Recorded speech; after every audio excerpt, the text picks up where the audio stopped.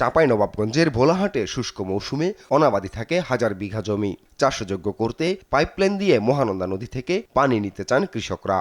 এ ব্যাপারে প্রশাসনের সাড়া না পেয়ে ধার দেনা করে নিজেরাই শুরু করেন পাইপলাইনে বসানোর কাজ। স্থানীয়দের দাবি, উপজেলা নির্বাহী কর্মকর্তার বাধায় শুরুর আগেই থমকে গেছে এই কর্মযজ্ঞ। প্রকল্পটিতে কৃষকরা বিনিয়োগ করেন 50 লাখ টাকা, কিন্তু কাজ বন্ধ হয়ে যাওয়ায় কৃষকদের পথে বসার উপক্রম। বিপাকে পড়েছেন আরও শতাধিক কৃষক। এলাকাবাসী সহযোগিতায় প্রায় 50 লাখ টাকার এটা একটা প্রকল্প। এই প্রকল্পটাই যদি বাস্তবায়ন না হয় তাহলে আমরাকে এলাকাবাসী, আমি এবং আমার এলাকাবাসী একেবারে পথে বসে যেতে হবে।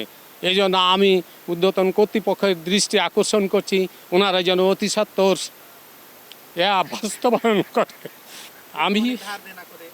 আমি বিভিন্ন জায়গায় লোন করেছি এবং আমার ছেলে মেয়ে সকলের কাছ থেকে আমি অর্থগুলো সংগ্রহ করছি।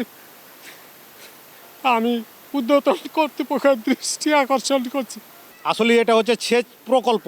এই সেচ প্রকল্প যেটা চৈত্র বৈশাখ মাসে বৃষ্টি পানি আমরা পাই না, যেটা পাতালের পানি পাই না, এই নদীর পানিটা সর্বক্ষণই পাওয়া যায়। এই পানিটাতে জমিটাতে চাষাবাদ করলে 1 মণ থেকে 2 মণ ধান বেশি ফলন হয়। পানি পায় না, ধানের জমিতে পানি দিতে পারে না সে 4টা দ্বীপ থেকে। এই পানিটা গেলে পরে আমাদের আম বাগানগুলো বাঁচবে। যদি আম বাগান বাঁচে তাহলে দেশও বাঁচবে, ধানও বাঁচবে, কৃষকও বাঁচবে, মাছও বাঁচবে। এবং চৈত্র বৈশাখ মাসে পুকুরগুলো থেকে পানি কমে যায়, সে পুকুরগুলো আমরা পানিও দিতে পারবো, যার এই হলো আমাদের উপকারিতা। প্রকল্পটা যদি হয় তাহলে আমরা অনেকেই অনেক কৃষক লাভবান হতে পারবো। যদি না হয় তাহলে আমরা অনেক ক্ষতিগ্রস্ত হতে পারবো, ক্ষতিগ্রস্তের মধ্যে পড়ে যাব অনেক কৃষক। জমিতে পানি সেচের ব্যবস্থা করার দাবিতে এলাকায় মানববন্ধনও করেন কৃষকরা। তাদের দাবি, বর্তমান সরকার কৃষির উপর জোর দিলেও স্থানীয় প্রশাসন তাদের সহযোগিতা করছে না।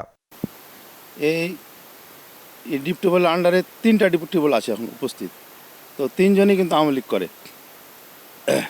3 জনই কিন্তু আওয়ামী লীগ করে। আর কি ইন্ধনে এই জিনিসটা হচ্ছে না আর কি, নাহলে তো এখানে বাধা প্রয়োগ হওয়ার কোনো সম্ভাবনা দেখতেছি না আমি।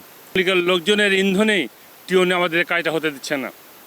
আমরা এলাকাবাসী জোর দাবি জানাচ্ছি, এই আওয়ামী লীগের বিষ দাঁত যেন ভেঙে দেওয়া হয়। ওরা আমাদের এত ক্ষতি করছে, যাতে করে আমাদের এই প্রকল্পটা বাস্তবায়ন না হয় সেই জন্য ওরা উঠে পড়ে লেগেছে। উপজেলা প্রশাসনের দাবি, সরকারি রাস্তা খনন করে পাইপলাইন স্থাপন করায় বন্ধ করা হয় কাজ। তবে এ বিষয়ে ক্যামেরার সামনে কথা বলতে রাজি হননি জেলা প্রশাসক আব্দুস সামাদ।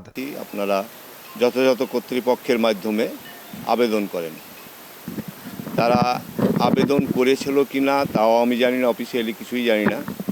ওখানে পাইপ স্থাপন করেছে, যা উপজেলা নির্বাহী অফিসার দেখা মাত্রই সেটাকে বন্ধ করেছে। এবং এটা কোন ইঞ্জিনিয়ারিং প্ল্যানে বা কিভাবে কোন এস্টিমেটের এতে করছে সেটাও কিছু বলা হয়নি বা দেখাও হয়নি, আমাদেরকে জানায়ও নি। এটা হলে মানুষের উপকার হবে, কৃষকদের উপকার হবে, কিন্তু যথাযথ কর্তৃপক্ষের অনুমোদন থাকলে সবচেয়ে ভালো। যদি এরকম কৃষকদের প্রয়োজন হয় তবে কৃষকরা আমাদের কাছে আবেদন দিবে, আমরা এটা সরকারিভাবে প্রকল্প নিয়ে দিব, তাদের বাস্তবায়ন করে দিব, কিন্তু সেটা সরকারিভাবে। এখন আমার ধরেন পরিষদে যদি বিল্ডিং ক্ষতিগ্রস্ত হয়, ব্যক্তি যত টাকাই থাকুক, সে কি এসে আমাকে বিল্ডিং করে দিতে পারবে নাকি সরকারিভাবে করে দেওয়া হবে? করবে তাকে বাণিজ্যিক উদ্দেশ্যে, কিন্তু আমাদের তো এখানে বাণিজ্যিক কিছু না। তবে সরকারি ডিপার্টমেন্টগুলো কেন আছে? জনগণকে সেবা দেওয়ার জন্যই তো। আমাদের তো তবে অবসরে চলে যেতে হবে, তাদের সাথে পরামর্শ করি কিভাবে করা যায় সরকারিভাবে, সেটা আমরা করে দেব।